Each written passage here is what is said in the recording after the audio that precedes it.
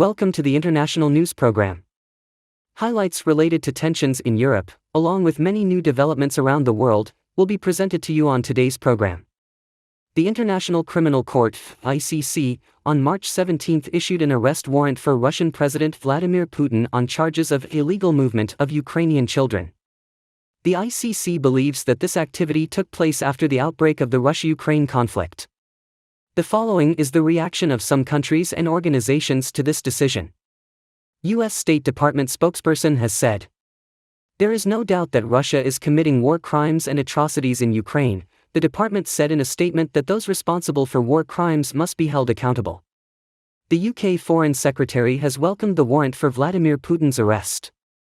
"Those responsible for horrific war crimes in Ukraine must be brought to justice," James Cleverly tweeted.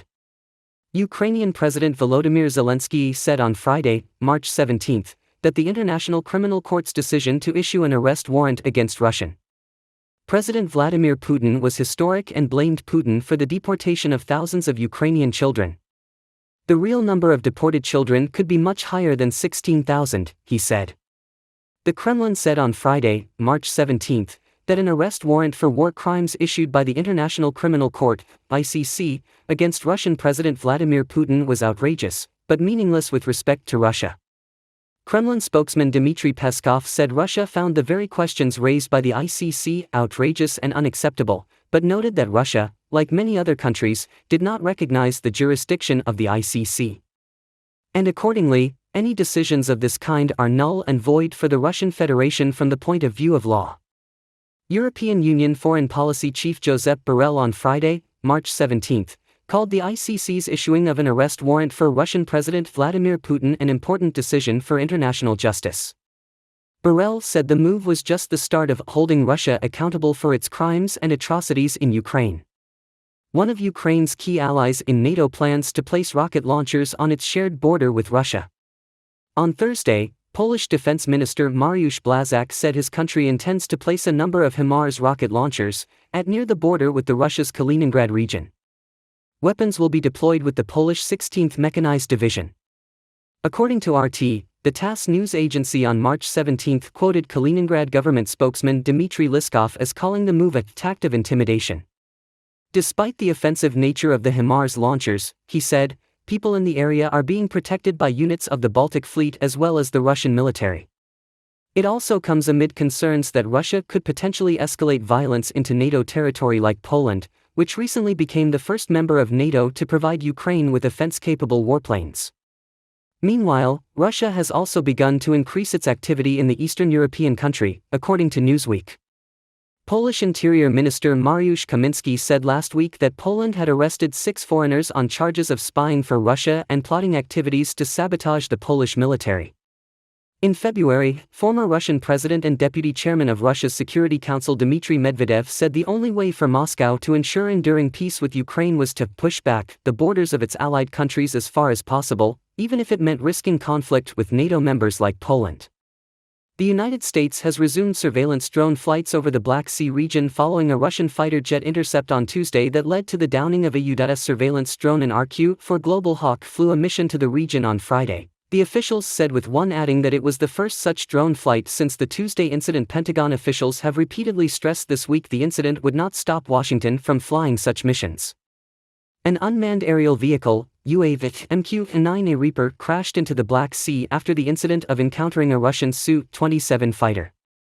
According to the U.S. military, 2 Russian Su-27 fighter jets approached, flew across the face and dumped oil on the U.S. UAV over international waters. A Su-27 is said to have collided with an MQ-9A aircraft, damaging the UAV propeller, forcing the U.S. Air Force to pilot it into the sea.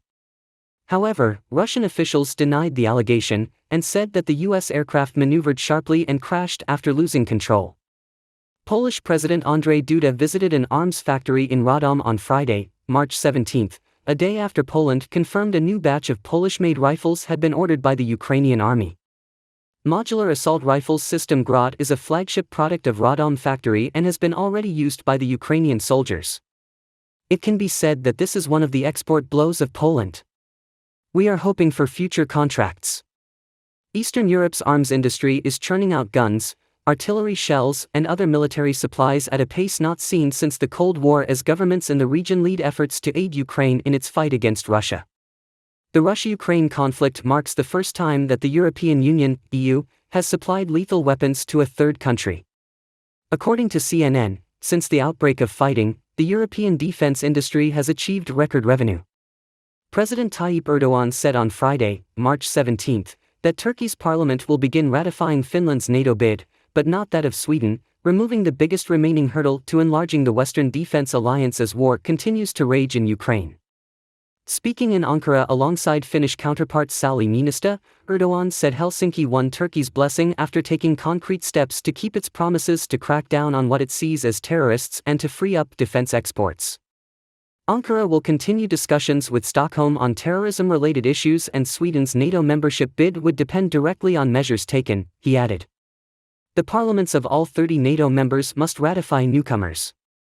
Niinistö said he welcomed the decision and called it very important for Finland, which shares a long border with Russia.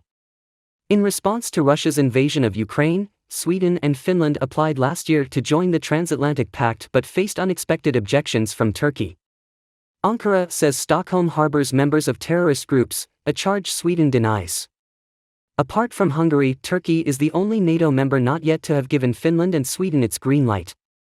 The heads of NATO and the European Commission flew on Friday, March 17, to a North Sea platform to discuss the security of supplies and infrastructure, visit underlining Norway's importance for gas shipments since Russia's invasion of Ukraine. The Troll platform extracts gas from Norway's biggest gas field. After a drop in Russian flows, the Nordic country last year became the largest gas supplier to the EU. NATO Secretary-General Jens Stoltenberg and European Commission President Ursula von der Leyen talked about the protection of infrastructure and gas supplies to Europe, with Prime Minister Jonas Gahr Store with NATO allies providing military support. Security at Norwegian petroleum installations was increased after the explosions on the Nord Stream pipelines on September 26 in the Baltic Sea, a Sydney court was told on Friday. Australian police are investigating a former British military pilot suspected of involvement in the training of Chinese People's Liberation Army pilots at a flying school in South Africa. Federal police searched the Australian home of Keith Hartley, Chief Operating Officer of the Test Flying Academy of South Africa, TFASA, in November, the federal court heard. The training was delivered by TFASA, and Hartley is alleged to have organized and facilitated the training. The court heard Hartley has not been charged, and is taking court action seeking the return of materials seized from his home by Australian police, and challenging the validity of the search warrant. Mr. Hartley's barrister, Craig Lenehan SC, told the federal court the warrant was not clear enough, did not specify how Mr. Hartley was involved in the training, and questioned whether the term military hardware platform was a plane or a flight simulator or software. Acting for the Commissioner of Police, Barrister Perry Hertzfeld SC, argued the complaint should be rejected because it would be clear to Mr. Hartley, given his long aviation experience, including as a test pilot. The training is said to be provided to pilots of the Chinese People's Liberation Army, he added. The search warrant was not required to explain how the Chinese military had funded the training of its pilots at this stage of the investigation, he said.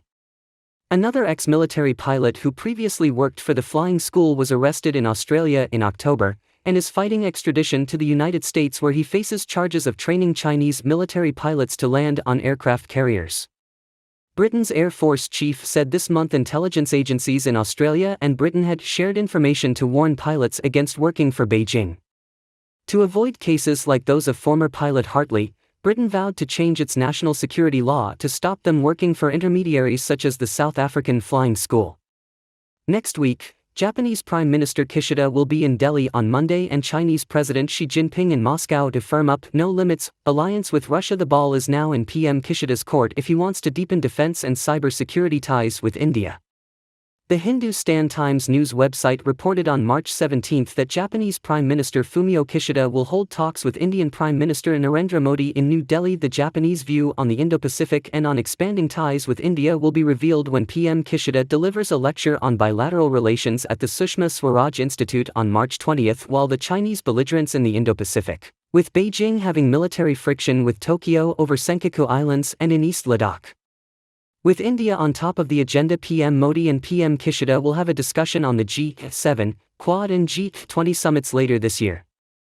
Key to these discussions will be how the two leaders are able to harmonize their positions over the Ukraine war, as the impact of G7 and Quad summit communiqué will be felt on the G20 summit being hosted by India in September this year. Japan is with the Anglo-Saxon powers over Ukraine and wants to punish Russia. India on its part wants the war to end without taking an anti-Russia stand. Although India and Japan have a successful economic relationship, New Delhi is looking towards Tokyo to see whether PM Kishida wants to expand the bilateral ties to security and defense sectors. Even though Japan has doubled its capital defense spending in wake of China-Russia aggression, the country has still to shed off its pacifist doctrine and is diffident in deepening security ties with India. Even though Japan is a leader in specific defense technologies and cybersecurity, PM Kishida is still mulling over whether to expand the bilateral relationship in these sectors and its impact on adversary China. From the statement emanating from Beijing on Taiwan, it is quite evident that Japan will have to be prepared for a military emergency in Taipei, as some Japanese islands in the Okinawa prefecture are in close proximity to Taiwan. With Chinese President Xi Jinping expected to hold a summit with Russian President Vladimir Putin next week in Moscow, the Japanese situation will get more critical, as the two no-limits allies already holding military exercises near Japan.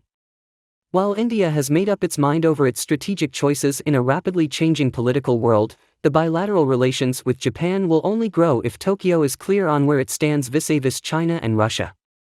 North Korea said that Thursday's launch was its largest Hwasong-17 intercontinental ballistic missile (ICBM), to warn of large-scale military exercises of the US and South Korea.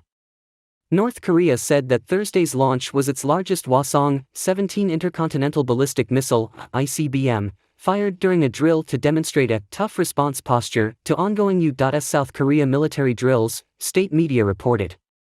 Photos released on Friday by the country's government media showed Kim Jong-un watching the launch with his daughter, state news agency KCNA said. The launching drill of the strategic weapon serves as an occasion to give a stronger warning to the enemies intentionally escalating the tension in the Korean peninsula while persistently resorting to irresponsible and reckless military threats. North Korea fired the ICBM into the sea between the Korean peninsula and Japan on Thursday, hours before South Korea's president flew to Tokyo for a summit that discussed ways to counter the nuclear-armed North. The Hwasong-17 is North Korea's biggest missile yet, and is the largest road-mobile, liquid-fueled ICBM in the world. It is believed to have the range to potentially deliver a nuclear warhead to targets anywhere in the United States. The missile was launched from Pyongyang's airport, and KCNA said it traveled up to a maximum altitude of 6,045 kilometers, 3,756 miles, and flew a distance of 1,000 kilometers, 621 miles, for just over 69 minutes, before falling into the open sea. The launch did not pose a safety threat to any neighboring countries, the report said. The North's ballistic missiles are banned under United Nations Security Council resolutions, and the launch drew condemnation from governments in Seoul, Washington, and Tokyo. He stressed the need to strike fear into the enemies, really deter war, and reliably guarantee the peaceful life of our people and their struggle for socialist construction by irreversibly bolstering up the nuclear war deterrent, KCNA reported. China, which has a defense pact with North Korea, also blamed the United States for the current tensions, saying they are caused by Washington's efforts to increase pressure on Pyongyang. Japan's Defense Minister Yasukazu Hamada hosted a trilateral meeting on Thursday, March 16, with British and Italian counterparts to discuss a jet fighter project which marks the country's first major industrial defense collaboration beyond the United States since World War II. The three nations announced in December the Global Combat Air Program, GCAP, venture to develop by 2035 a next-generation jet which would combine the British-led Tempest project with Japan's FX program. The two countries persuaded Italy to join as they are the world's leading supplier of avionics. The project is expected to cost tens of billions of dollars before the new jet fighter enters service around the middle of the next decade. Sources said Britain and Japan are set to dominate the project, with Italy to build an advanced jet fighter, with Rome set to pay around only a fifth of the overall development cost. The trilateral partnership came together last year as France, Germany, and Spain moved forward with a rival plan to build a warplane in a broad European bid to strengthen security against the backdrop of Russia's invasion of Ukraine. Senior Colonel Tan Kefi, spokesman of the Ministry of National Defense, at a regular press conference in Beijing on Thursday. The Japanese side should speak and act prudently in the military and security fields and do more things conducive to maintaining regional peace and stability. Tan made the remarks in response to a statement on China's defense budget made by a spokesperson of Japan's Ministry of Defense. China stays committed to the path of peaceful development and pursues a national defense policy that is defensive in nature. China's defense expenditure is open and transparent, and its defense budget increase is reasonable and appropriate. The Chinese armed forces is a staunch force in keeping world peace and stability and serving the building of a community with a shared future for mankind, a fact that has been widely recognized in the international community. I need to stress that China's limited expenditure on its military is purely used to safeguard the country's sovereignty, security and development interests, and safeguard world and regional peace and stability. The Japanese side, on the other hand, has deliberately hyped up the so-called external threat. It is suggested that Japan should draw lessons from history and be cautious in words and actions in the field of military and security. Also related to the relationship between the two countries, NHK reported that on the morning of March 17, 2 Chinese government ships entered Japan's territorial waters near the disputed islands, which Tokyo calls the Senkakus. Beijing calls it Diaoyu. 2 Chinese ships are said to have followed 2 Japanese fishing boats. These and 2 other Chinese ships had also previously entered the contiguous zone just outside Japan's territorial waters, Coast Guard officials said. The Coast Guard sent patrol boats to ensure the safety of the fishing boats and warned the Chinese ships to leave Japanese territorial waters immediately. The March 17 incident is the 9th time this year that Chinese government ships have been spotted in Japanese territorial waters in the area around the Senkaku/Diaoyu Islands. German Chancellor Olaf Scholz will touch down in Japan on Saturday, March 18, with 6 of his ministers seeking closer economic ties, as he considers reducing German dependence on Chinese raw materials amid global supply chain tensions. Scholz and Japanese Prime Minister Fumio Kishida are planning a government consultation involving multiple cabinet members from both countries to discuss ways to secure economic security. Trade between Germany and China rose to a record level last year, making the Asian country Germany's most important trading partner for the 7th year in a row despite political warnings in Berlin about excessive dependence. Japan is Germany's 2nd largest trading partner in Asia behind China, with volumes reaching about €46 billion in 2022. Worried about Germany's dependence, the center-left government is now taking a tougher line towards Beijing than its center-right predecessor and is exploring ways to wean itself off China's economy. China on Friday, March 17, said it was firmly opposed to the unreasonable suppression and forcible looting of other countries' enterprises in response to a New York Post report that TikTok was in talks with potential buyers after the U.S. threatened to impose a ban on the app. Concerns have mounted globally about the potential for the Chinese government to access users' location and contact data through ByteDance, TikTok's Chinese parent company. The depth of those concerns was underscored this week when the Biden administration demanded that TikTok's Chinese owners divest their stakes or the app could face a U.S. ban. White House spokesman John Kirby said on Thursday, March 16.